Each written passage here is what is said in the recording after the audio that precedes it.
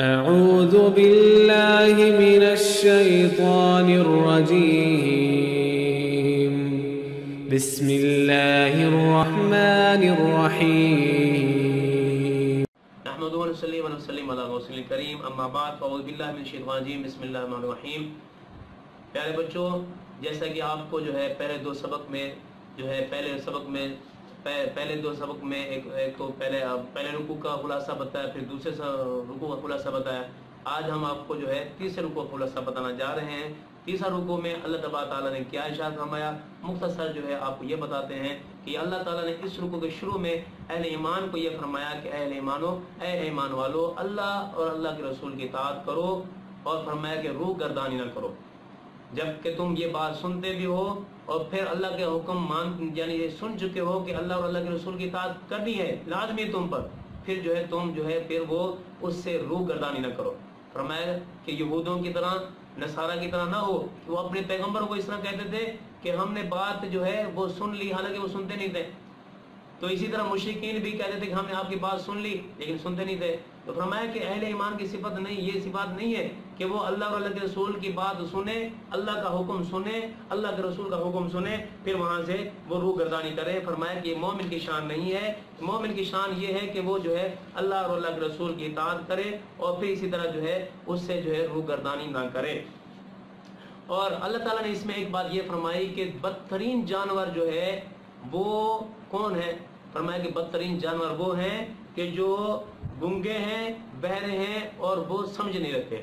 اب ہم یہ سمجھتے ہیں، ہم تو یہ سمجھتے ہیں کہ بدترین جانور ہمارے جو اعتبار سے یہ سمجھتے ہیں کہ بھی کتا بدترین جانور ہے، خنزیر بدترین جانور ہے۔ تو یہ ہمارے کہنے سے نہیں ہوگا، بلکہ جو اللہ کہے گا تو وہی بدترین جانور ہوگا۔ تو معلوم ہوا کہ اللہ کے نزدیک بدترین جانور وہ ہے جس کو اللہ نے عقل شعور عطا کی لیکن اس کے باوجود بھی وہ دین پر عمل نہیں کرتا، وہ اللہ اور اللہ کے رسول کی نہیں مانتا۔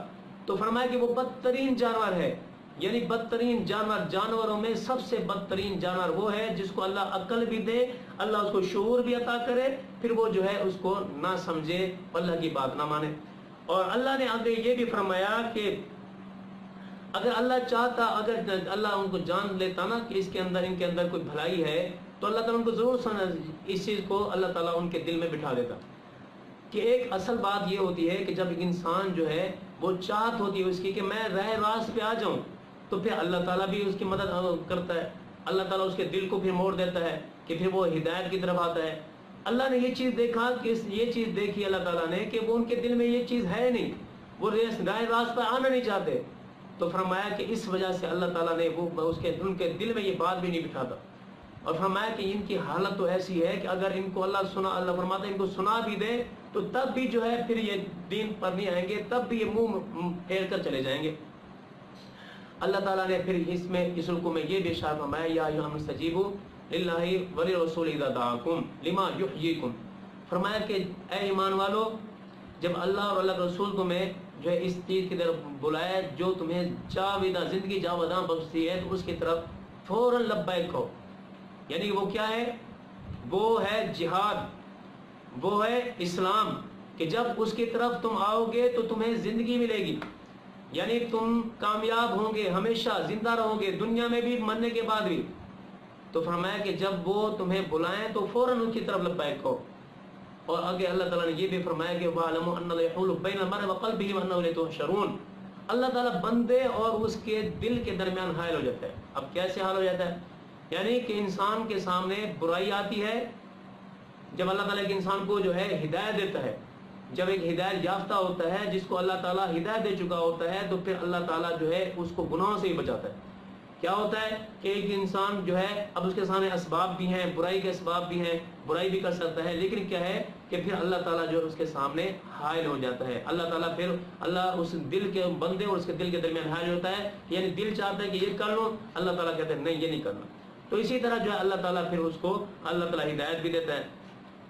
اور یہ فرمایا کہ تم اس فتنے سے ڈرو، اس حکم میں یہ فرمایا کہ اس فتنے سے ڈرو جو تم میں سے صرف وہ لوگ جو ظالم ہیں ان پر نہیں آئے گا، بلکہ ان کی لپیٹ میں تم بھی آؤ گے۔ تو یعنی کہ اس میں یہ مراد علماء نے لکھا ہے کہ یعنی کہ جب اللہ تعالیٰ نے حکم دیا ہے انسان کو کہ وہ حکم یعنی کہ امر بالمعروف نہی عن المنکر کا کام کرتے رہے. ایک انسان خود تو عمل کرتا ہے لیکن دوسروں کو جو ہے وہ روکتا نہیں ہے برائی سے, اور ان کو جو نیکی کا حکم نہیں کرتا.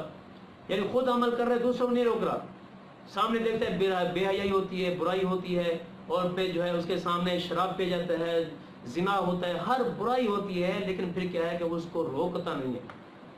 تو پھر یہ نہیں ہے کہ جب اللہ کا عذاب آئے گا ان پر کہ وہ صرف انہی پر آئے گا, نہیں, بلکہ یہ بھی اس کی لپیٹ میں ہے. یہ مثال کے طور پر آج کے دور میں جیسے آج جو ہے کرونا کی ایک وبا پھیلی ہوئی ہے, تو کرونا کی وبا جو ہے یہ نہیں دیکھ رہی کہ کافر کون ہے, خنزیر کتا کس نے کھایا ہے, نہیں, بلکہ وہ جو ہے جو مسلمان بھی ہیں وہ بھی اس کی لپیٹ میں آ رہے ہیں, وہ بھی اس کی لپیٹ میں. فرمایا کہ اس فتنے سے ڈرو, اس پکڑ سے ڈرو جب اللہ تعالیٰ جو ہے ان ظالموں کو پکڑے گا. صرف ان ظالموں کو نہیں پکڑے گا بلکہ تم بھی اس کی لپیٹ میں آ جاؤ گے. فرمایا کہ تم اس فتنے سے ڈرو, اور اللہ کا عذاب بہت سخت ہے. اللہ تعالیٰ نے اس میں وارننگ عطا فرمائی. اور آخر میں اللہ تعالیٰ اس میں ایک یہ بھی فرمائی کہ وَاذْكُرُوا إِذْ أَنْتُمْ قَلِيلٌ مُسْتَضْعَفُونَ فِي الْأَرْضِ. فرمایا کہ تم اس کو یاد کرو, اللہ کی ایک نعمت کو یاد کرو کہ زمین کے اندر تم تھوڑے سمجھے جاتے تھے, ہر وقت ڈرتے تھے کہ کہیں لوگ ہم پر حملہ آور نہ ہو جائیں, لیکن اللہ تعالیٰ نے تمہیں طاقت عطا کی, تم سارے مسلمان اکٹھے ہو گئے, اللہ تعالیٰ نے طاقت عطا کی, تمہیں فتح عطا کی. بدر کی صورت میں اللہ نے تمہیں فتح عطا کی ہے, اور فرمایا کہ تمہیں اللہ نے اپنی نعمت سے نوازا ہے کہ تمہیں جو ہے مال غنیمت کی صورت میں اور دیگر نعمتوں کے ذریعے سے اللہ تعالیٰ نے تمہیں نعمت عطا کی, تاکہ پھر یہ اس لیے کہ تاکہ تم اللہ کا شکر ادا کرو.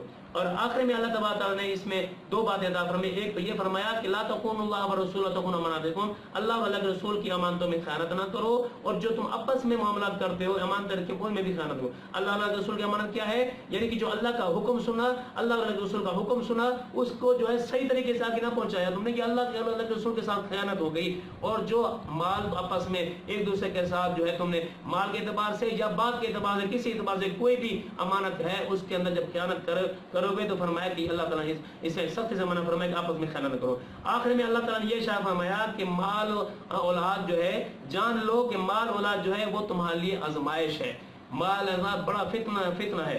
اب یہاں سے یہ نہیں سمجھا کہ بھی مال بھی فتنہ ہے اور جو ہے اور اولاد بھی فتنہ ہے, تو بڑی اللہ کی نعمتیں ہیں. بھائی اللہ کی نعمتیں ہیں. فتنہ اس حساب سے ہے کہ جو ہے جب آپ کی اولاد ہے وہ آپ کے سامنے ناجائز معاملات ناجائز چیزوں کی فرمائش کرتی ہے, آپ اس کو پورا کرتے ہو, اللہ کے حکم کو پیچھے ڈالتے ہو, تو اس وقت جو ہے بڑی آزمائش ہے آپ کی کہ بھی آپ اللہ کی بات مانتے ہو یا بچوں کی مانتے ہو. یا اسی طرح مال جو ہے اللہ کا حکم ہے کہ نیکی میں خرچ کرو, لیکن آپ نیکی میں خرچ نہیں کرتے ہو بلکہ اس کو ناجائز طریقے سے جو ہے خرچ کرتے ہو, تو یہ اس وجہ فرمایا کی آزمائش ہے. ہاں اللہ نے آگے فرمایا کہ یہ آزمائش ہے, لیکن جب جو انسان اس آزمائش سے پورا اترے گیا اور یعنی کہ وہ اس کو مال کو صحیح استعمال کیا, اولاد کی جو ہے وہ تربیت بھی اللہ اور اللہ کے رسول کے حکم کے مطابق طریقے کے مطابق کی, تو فرمایا کہ وَأَنَّ اللَّهَ عِنْدَهُ أَجْرٌ عَظِيمٌ, پھر اللہ کے ہاں اس کا بڑا اجر ہے. تو مختصر بیٹا اس سبق کو جو ہے خلاصہ اللہ نے شروع میں اہل ایمان کو فرمایا اللہ اور اللہ کے رسول کی اطاعت کرو, روگردانی نہ کرو. فرمایا کہ جو بات حکم پہنچ چکے تو اس کو مانو. ایسے نہ ہو کہ جیسے پہلے مشرکین کفار کہتے تھے کہ ہم نے اپنی بات تم نے جو بات بتائی لیکن ہم نے سامنے سن لی, عمل نہیں کرتے تھے. اور پھر آگے فرمایا بدترین جانور وہ ہیں عقل شعور رکھتے ہوئے بھی اللہ اور اللہ کے رسول کی نہ مانے, وہ بدترین جانور ہیں. کسی جانور کو برا نہیں کہا بلکہ بدترین وہ ہے جو انسان ہے عقل شعور کے باوجود بھی اللہ اور اللہ کے رسول کی بات نہیں مانتا, وہ بدترین جانور ہے. اور فرمایا کہ اللہ تعالیٰ ان کے دلوں کو جان چکا ہے, ان کی خود ہدایت کی طرف یہ چاہتے نہیں کہ ہم ہدایت کی طرف آئیں. اگر جو اللہ یہ چاہتے تو اللہ ان کو ہدایت دیتا نا. فرمایا کہ ان کے دل ایسے ہیں کہ اگر ہم ان کو سنا بھی دیں یعنی اللہ کے حکم ان کے دل میں پہنچا بھی دیں پھر بھی جو ہے یہ دین عمل نہیں کریں گے. اور آگے فرمایا کہ اے ایمانو جب اللہ اور اللہ کے رسول تمہاری طرف اللہ اور اللہ کے رسول تمہاری طرف تمہیں بلائے کسی کام کے لیے, یعنی وہ اس کام کے لیے جس میں تمہیں زندگی ملے, تو اس کا جو ہے اس کے لیے فوراً تم دوڑ آؤ. یعنی اطاعت میں بھی زندگی ہے, اور اس کو دوسرا یوں بھی کہو یعنی کہ جہاد کی طرف بلائیں گے اس میں بھی انسان کی زندگی ہے. یعنی کہ اطاعت و فرمانبرداری دونوں اعتبار سے یعنی کہ اس میں زندگی ہے. اور فرمایا کہ اللہ تعالیٰ جو ہے بندہ اور اس کے دل کے درمیان حائل ہو جاتا ہے. اللہ بندہ اور اس کے دل کے درمیان حائل ہو جاتا ہے. اور آگے اللہ تعالیٰ نے یہ ارشاد فرمایا کہ تم اس उस फितने से डरो जो सिर्फ तुम में से जालिमों पर नहीं होगा बल्कि तुम भी उसकी लपेट में आओगे। और फरमाया कि अल्लाह ने एहसान बताया कि उस एहसान को याद करो कि पहले कमजोर समझे जाते थे, अल्लाह ने तुम्हें जो है इज्जत दी, अल्लाह ने तुम्हें फतह दी, फिर तुम्हें रिज्क अता किया और इसलिए ताकि तुम शुक्र अदा करो। और फिर ये फरमाया कि तुम अल्लाह और अल्लाह के रसूल के मानतों में खयानत ना करो, यानी जैसा हुक्म है वैसे मानो, वैसे पहुंचाओ, और अपने माल में भी खयानत ना करो। आखिर में ये फरमाया कि तुम्हारा माल औलाद को आजमाइश बनाया है, तो इसको जो है ऐसे नहीं कि जो है फिर जैसे औलाद चाहे वैसे करो, जैसे माल को फिर नाजायज उसमें सर्व करो। फरमाया कि आजमाइश है, इसको सही तरीके इस्तेमाल करना है, सही तरह से इस्तेमाल करोगे तो फिर अल्लाह के यहाँ बड़ा अजर मिलेगा। बेटा इस सबक को अच्छी तरह समझे और इसको जो है सुने समझे और फिर इसको याद करें और फिर इसको रफ पर भी लिखें इंशाल्लाह। फिर इस अमल से एक तो दोनों जिंदगी में भी यानी कि